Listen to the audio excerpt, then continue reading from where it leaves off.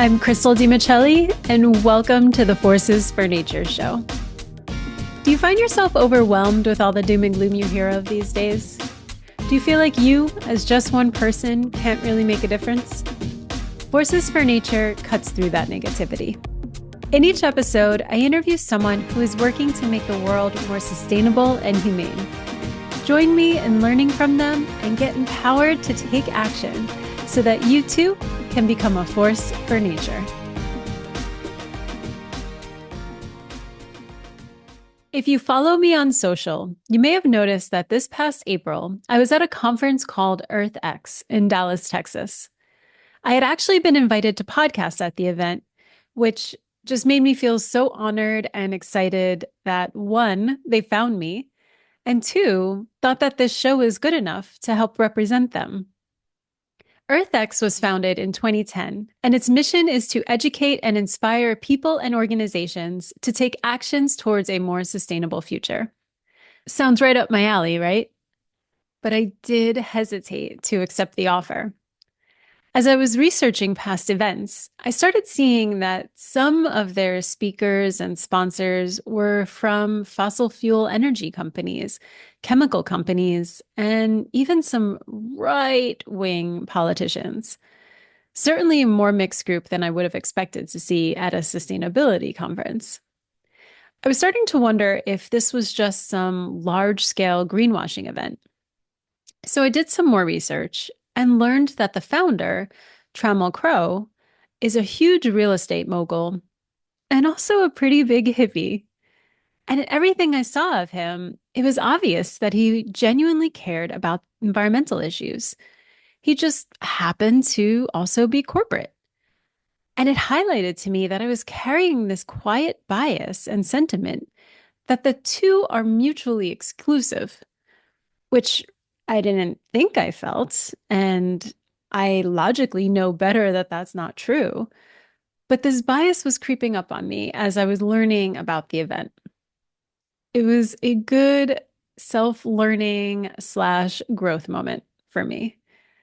So I asked myself, could it be possible that the energy companies and Coca-Cola, for example, which is the biggest producer of single-use plastic, would be at this event with pure intentions?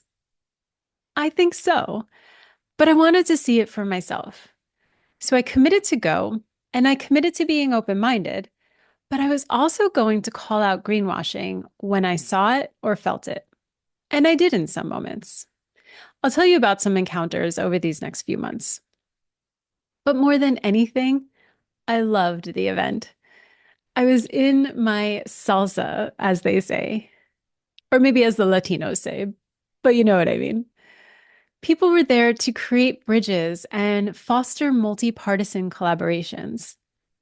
The event's co-founder, Bill Shireman, opened up the week with a powerful talk and call to action. He started telling us about the large silent majority in the United States. Studies actually show that we may not be as polarized as it seems.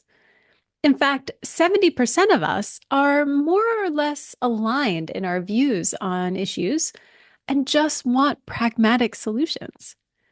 But we have the extremes, 15% on the left and 15% on the right, that are taking up all the space and pushing their agendas. The media and politicians make the most money off of these extremes, so that's what they promote, and that's what we end up seeing, making us think that the whole world is losing their minds. But that might not actually be the case.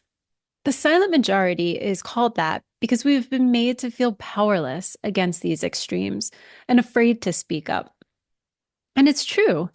The conversations that I've been brave enough to have with people that I thought would feel drastically different than me, but then weren't that different, prove it.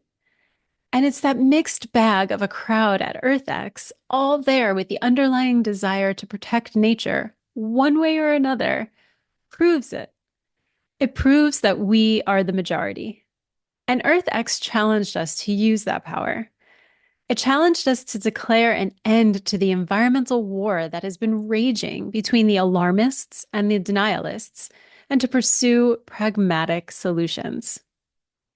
They encouraged us all not to demonize the other side and to be open to them and suspend judgment. They had fantastic terms of engagement set out and 4 guiding principles. I'm going to post them on social media so that you can see them in more detail. Bill's opening talk level set us all, and it just revved me up for the whole week. And the whole week, I interviewed so many of the incredible speakers, some on topics I know nothing about, or may have even had a preconceived bias against. And I did that on purpose. I was there to learn and be open.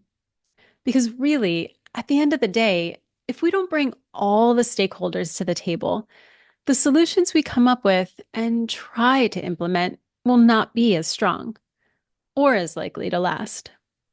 We all do want a healthy environment. We just have different ways of getting there.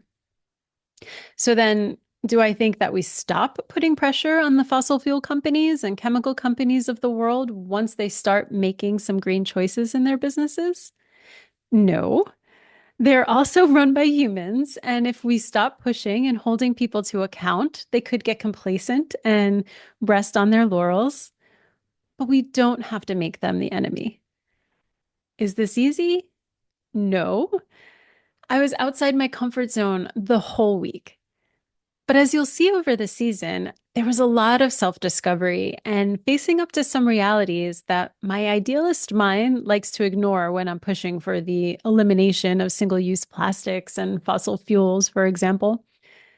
This season will feature some incredible speakers from EarthX, and I'll intro each episode with an experience I had while there or an insight I gained. This might be my most vulnerable season yet. I do hope you tune in, and I do hope you send me your thoughts. If we're not talking about the uncomfortable things, we will remain the silenced majority, and we can be better than that. So having an open mind is what I'm doing. What difference for the world will you make today? Don't forget to go to forcesfornature.com and sign up to receive emailed show notes, action tips, and a free checklist to help you start taking practical actions today. Do you know someone else who would enjoy this episode? I would be so grateful if you would share it with them. Hit me up on Instagram and Facebook at Becoming Forces for Nature and let me know what actions you have been taking. Adopting just one habit could be a game changer, because imagine if 1 million people also adopted that. What difference for the world are you going to make today?